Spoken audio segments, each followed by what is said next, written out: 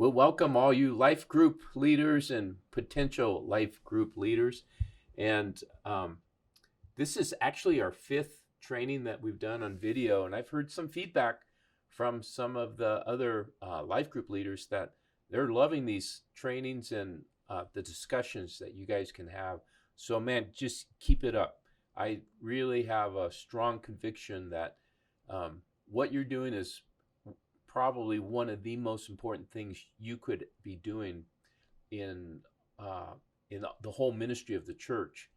And the best way and most effective way for us to pastor the people is through you guys. And so, man, I champion you guys. I celebrate who you are and what you're doing, and I pray for you guys. So thank you very much. Today in this training, it's going to be a little more practical.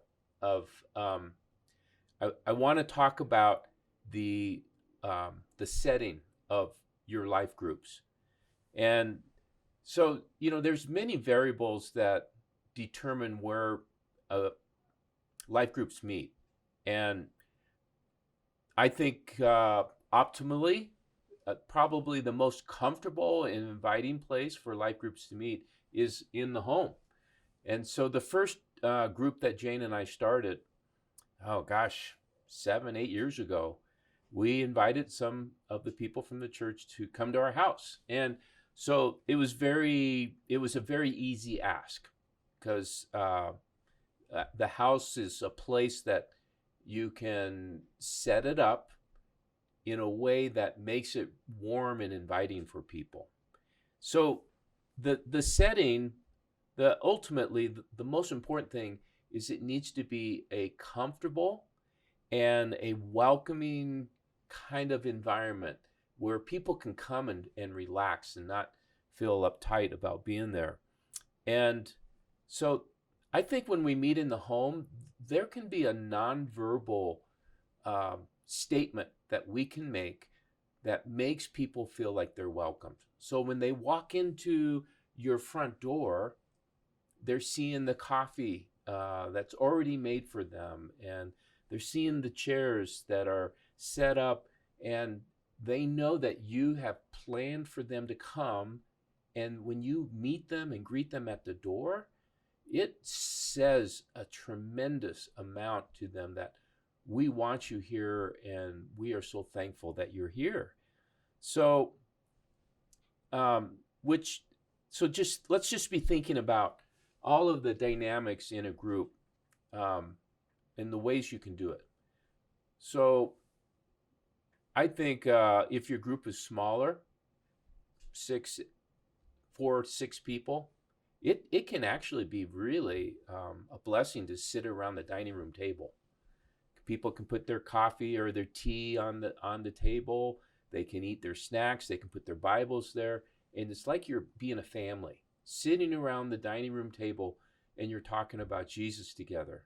So that works really well. And then if you have a meal, you can do that and continue to have your fellowship together. Now, if you go into the living room, obviously you want to set up the couches and other chairs in a circle. And circle speaks a statement of we're all in this together. And it's not like one chair in the middle and then a half circle of chairs facing that one chair. That kind of separates one person as the leader. And that's really not the message we want to make in a life group. We are in this together, and everyone has something to contribute. And the other thing about meeting in the home is, as God blesses your group and people invite people, and it continues to grow, it'll get crowded.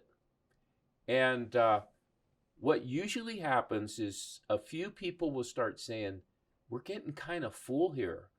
And then that's where they start becoming more open to talk about multiplication, because they know that practically speaking, you got to make more room for more people. So and we're going to get into multiplication in future teachings. But obviously you want to have the kitchen set up in a way that the drinks are accessible and when people bring snacks, it's all right there and set up in a way that, I mean, it doesn't have to be elegant or anything like that. Jane and I, we don't even have eloquent in our language. So, but you just want it homey, relaxed, and clean, obviously. So, but one of the things we faced is some barriers with children, and that is a blessing to have kids in your group, but it also creates kind of a challenge. And it's dependent on the age of the kids. If they're newborn, they're going to just sit in their mom. Well, that baby's going to be passed around in that group. But when they become toddlers, you got to be more strategic. Maybe like some groups have hired babysitters, and the parents kind of each pitch in each week to help pay that babysitter. But you got to have a good place for them so that they're not being a distraction to the group. And another challenge that can happen with people that are hosting is every week they got to clean their house before group, they got to set it up, they got to put all the drinks out, then everyone leaves, and then they got to put their house back in order.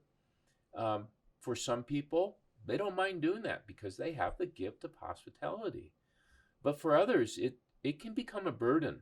So sometimes people give the host a break, like we're going to meet at someone else's house for a month, or some groups have even had traveling groups that they have 3 houses that they just switch every week or every month. And the key thing with that is communication, because the worst thing you want is for somebody to invite somebody to their life group. That person shows up and there's no one there because the life group's at someone else's house. So that is something you just have to orchestrate. But I do know that there are people in our groups that just have the spiritual gift of hospitality. It's actually listed in the Bible, and it just fills their tanks when they can host people, have them come, and they just love on them. If you have people like that in your church and they want to host it, man, let them bless the people and let that be a blessing to them by letting them host it. But be aware, if you have someone hosting that doesn't have that gift, it's probably going to become, it's going to wear out its stay with them. And so be sensitive to that and be willing to ask others to host in their homes. But location is another thing. So if most of your people from your group lives in Clifton, and someone says, I want to host our group, but they live in Loma, that's not going to work well. But if someone says, I live in Loma, I would love to eventually have a group out there, then what I've done, I've talked with people and said, well, why don't you come to our group, start inviting your friends from Loma, and then in a couple months, once we get enough people from Loma and you learn how to do the group with us and how to lead it, then we'll multiply and you can take your group to Loma. See, there's just practical things like that there's just a timing, and it's kind of a vetting thing as well. Because if that person's never bringing anyone from Loma, you know that they just probably don't have that gift of leadership, and it will just kind of lose its steam because they're not bringing anybody. But if they are bringing people and they're staying, what you're seeing is, man, this person really is a leader, and you just start pouring into that person, and then that person can be prepared to eventually go and start their own group in Loma. But that's really exciting when you see things like that. Let's talk about different venues that people have tried that probably weren't the most helpful. Maybe a nice way of saying it. So they say, well, let's just meet at a restaurant. And they get a big table and they meet at a restaurant. There are so many distractions in a restaurant. And it really inhibits people from really becoming vulnerable. And it can, I mean, I guess you can, but it just may be weird for people in the restaurant if everyone gets up and they lay hands on somebody, start praying for them at the restaurant. Some people have tried a coffee shop, and there's people coming in and out. Now there are places like Four Winds that has separate rooms at their facility, and if you can rent that room or reserve it and close the door, and then people can get drinks and food there at the coffee shop, that has worked well for people. But you got to have some sense of privacy for that. But that's just practical. I think you guys know that. But the main thing is we want to minimize distractions. You want your group members to have a sense of safety, that what says in the room is going to stay in the room, and that you just don't have other noises and movements and stuff around that people are turning around and looking, and it just detracts from people being willing to share and be open. So there is the thing that we have done here pre-COVID is we had every one of our training rooms here at the church filled with life groups. And the idea was there were two things with that. One was we wanted it to be an incubator, that people felt like they could invite people to come to a church to meet in a small group easier than into their homes. And so a number of groups did that, and it was going well for them. The other thing is that there were people that have children and middle school, and so what a great thing. They can come to life group where their kids go get the ministry of children's ministry and middle school, and that has worked really well. And in fact, Jane and I did that very thing because of Gracie being in middle school at the time. But when COVID hit, it was interesting what we saw was because the building got closed down, a few of those groups said, let's continue to meet in our home. It kind of forced them out, and they've stayed. They don't want to come back to the church because they have enjoyed meeting in the home and the atmosphere. But here's the deal: is I think the people got comfortable with each other so deeply that when COVID hit, they still wanted to meet together, and they were willing to go to each other's homes. And so it actually, God used the COVID to do what we were hoping, that it would be an incubator, and then they'd eventually end up in the home. So what that means was that translates to is we do have training rooms that are open here at the church on Wednesday nights, actually on all nights of the week, but the children's ministry is only available on Wednesdays. And so if some people have a lot of children in their group, you might consider coming and using one of the training rooms. And it takes some creativity of how to make those rooms feel inviting and warm, and that's some of the barriers that you have to deal with. But the main thing, I hope you're hearing this, is there is the blessing of flexibility. It's creativity, it's wisdom, and it is kind of problem solving as a leader to decide where you're going to have your group and what venue or what setting is going to be the most idea for your people. And you just want to take away as many barriers as possible so that people have fewer excuses to come. And you want it to be comfortable, you want it to be convenient, and you want your group members to say, now that was worth going to. And when we do that, they just keep coming. And so let's talk about the seating. Like I said, you can meet around a dining room table. You can meet in a circle, put chairs in a circle. And what we have found is the circle communicates community. And we don't want to create a hierarchy in our groups that the leader is above everybody else. The leader is a facilitator, and the leader is a shepherd, but you're in the midst of them, and we're all equal. So being in a circle kind of puts everyone on common ground. It's a level playing field. And we want everybody to feel like they can play, but we don't pressure people to play. So,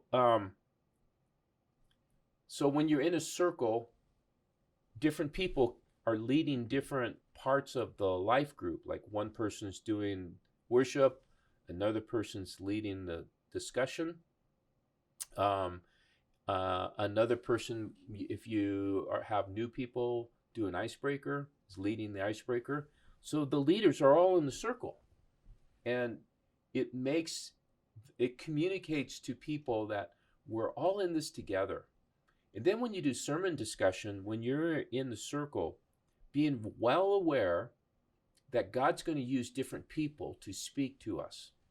So that's why discussion is so powerful, is people are talking about what the Lord was teaching them through the message. And that allows everybody to say, hey, God used me through what he taught me. When I shared it, it spoke to someone else, and they start seeing how God uses one another through the Holy Spirit to speak truth to one another. And when you got that going on, that's what we're desiring in our life groups, is people being used by the Holy Spirit to minister to one another. It's the same thing when you do the worship and you're on a circle and you say, hey, does anyone hear anything from the Lord? In a circle, people are more comfortable to be able to say, well, this is what I feel like the Lord was saying. And it allows people to embrace that and encourage that when we're all in it together. Now, I do want to say one thing that it's a little awkward, and it's the type of chairs you use. So as our group was growing, when we were at the home, we actually borrowed some of those plastic chairs from our neighbor. And we had a person come that was, I don't know how to say it, but the person sat in the chair and it broke.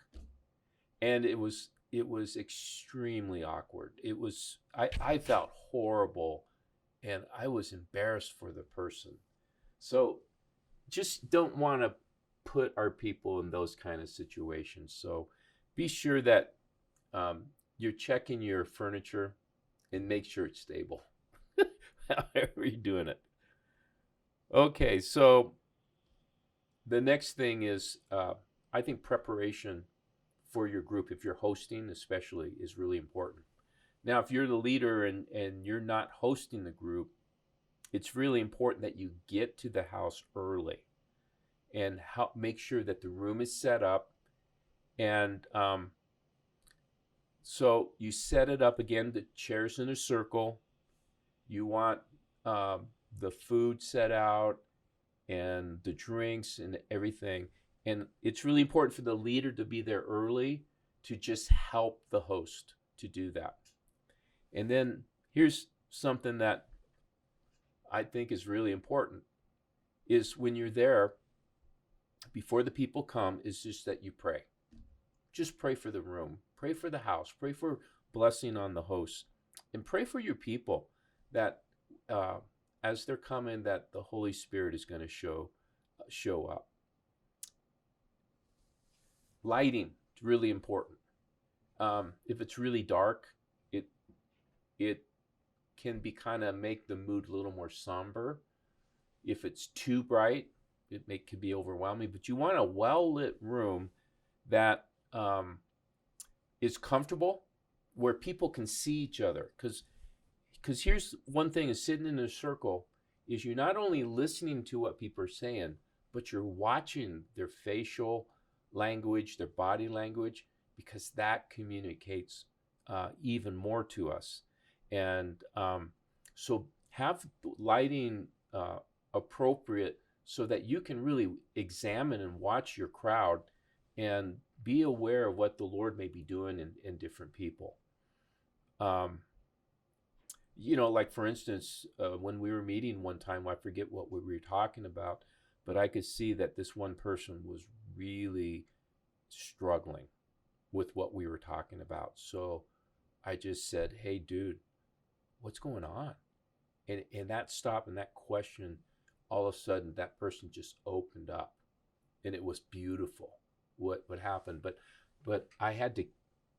I think the Lord directed me to look at him, to pick up his cues of what was happening. So be sensitive to that, and be open to interruptions from the Holy Spirit on things like that. So I think one thing is, this is very practical, and I know most of you probably already know this, but have a box of tissues available. Because if your life group is getting really authentic and transparent with each other, tears are going to be shed. And having those tissues right there that's a statement of, we love you and we're caring for you. Have the restrooms accessible. Make sure they're clean. And if you're at a house that has an answer machine, I mean, some people still have landlines and they still have answer machines. Turn them off. You don't want the phone ringing and all of a sudden the answer machine comes on. You know how distracting that can be. And ask your folks when they come, can we just all turn off our ringers on our cell phones? And those just are practical things to try to minimize the distractions. The worst thing is someone's phone's ringing, everything stops. That person has to awkwardly go out of the house to answer the phone. I mean, some people have to do that. They have to be available for different reasons, but try to keep it where people keep distractions at a minimum. So basically, all of this is saying that you, as a life group leader, you are the cultural architect of your group. You're the one that sets the tone. So when people show up, you need to be the one, or assign someone that's meeting them at the door. You're giving them hugs, you're giving them handshakes, you're introducing yourself if you don't know them right away. And then bring them in and say, "Hey, John, this is Fred. He's new to the group," and make them feel included. Because if your group sees you doing that, they start picking up those cues, and they'll follow suit. So, what would be worse would be a person comes to the door, and someone just opens the door for them. "Hey, come on in," and everyone's talking because they all know each other. And no one goes and introduces themselves to the new person.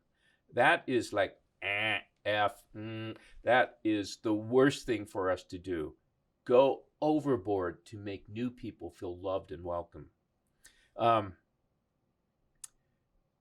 obviously, we want to be natural.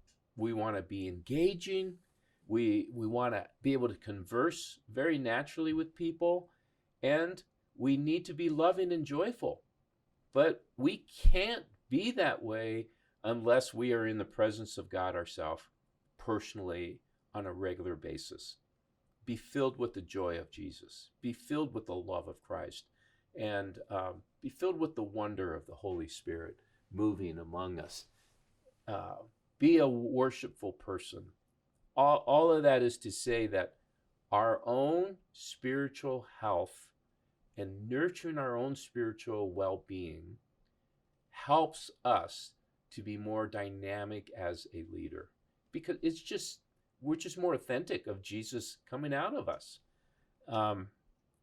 So, man, if I know we all have our lives we're living, and so you may have a very stressful day at work, and you're fried, you're toast, and you got to lead a life group. Man, I just encourage you, take 5 minutes if you can, take 10 minutes and just sit and just pray.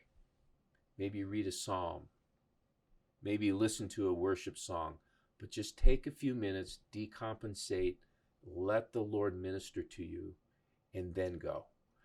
You see, that is, it's kind of like where we are able to examine what's going on within. What am I feeling and experiencing right now? And then start giving it to God and praying for God's Holy Spirit to come and fill us and give us his heart. I do that every Sunday morning. I come into my office before I go out and I say, Lord, give me your love for these people. Because there are times I've had this really stressful week, and that I'm just not naturally a loving person at times. Man, I need the Lord to give that to me. So these practical things and how we prepare and set things up, they just add up to make the life group experience more joyful, more loving, and more open to the power of the Holy Spirit to move in your group. And that's what gives your group life. And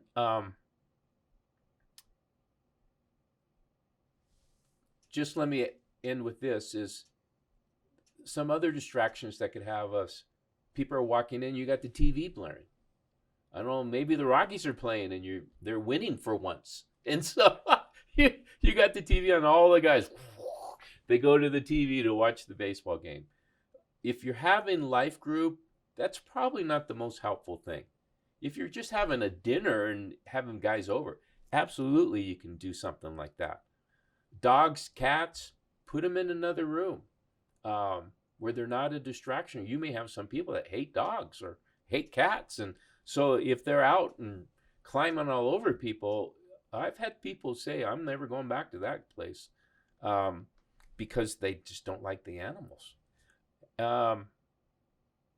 Ultimately, just in conclusion, make sure that where you have your life group is warm, it's inviting, and it is a safe, comfortable place for people to come to experience incredible fellowship, to experience the Lord speaking to them through other people, and to see the kingdom moving through one another. That's when you got to win. And so where you do that, what night you do that, you just ask the Lord, what is going to be the best for our group? And talk to each other and just come to an agreement that the group is saying, we want to meet here, and just keep going with that. And because there's so many choices out there. So I hope that's helpful for you guys. It's just, I know, very practical kinds of things to think about. And I know that most of you probably already know this stuff, but it's a good reminder. And then when you have new people coming up that you're raising up to become leaders, teach them these practical things, because not everybody thinks of them. And I think it will help you to have continue to have really life-giving groups that are growing disciples that will make more disciples, because we're leading everybody to know and experience Jesus, period. All right? So God bless you guys. Thanks for hearing me out, and we'll see you next month.